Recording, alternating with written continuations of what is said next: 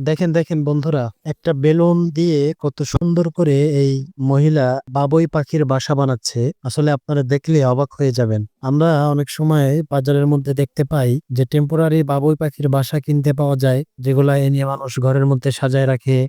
বিভিন্ন শোপিজের দোকানে থাকে। আপনারাও দেখবেন যে একটা মহিলা কিভাবে বাবুই পাখির বাসা বানাচ্ছে।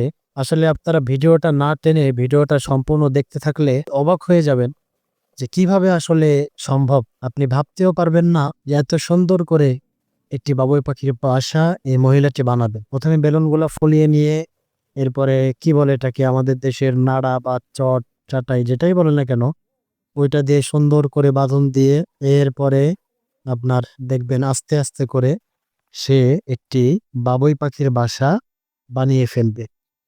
বাবুই পাখির বাসাটি বানানোর পরে দেখবেন বাসাটি দেখতে অনেকটাই সুন্দর এবং অনেকটাই গর্জিয়াস লাগবে এবং অনেকটা ভালো লাগবে। আমরা যদি চাই এরকম কিছু করতে, তাহলে কিন্তু আমরাও পারবো। যারা যারা বানাতে চান, এই ভিডিওটা দেখলে কিন্তু তারা সহজে বানাতেও পারবে। আমাদেরকে খুব সুন্দর করে দেখিয়ে দেওয়া হয়েছে। ভিডিওটা অনেক লম্বা ছিল, কাট করা হয়েছে, ভিডিওটা কেটে আপনাদেরকে দেখানো হচ্ছে যে আসলে কত সুন্দর করে এই মহিলাটি এত সুন্দর করে একটি বাবুই পাখির বাসা বানাবে।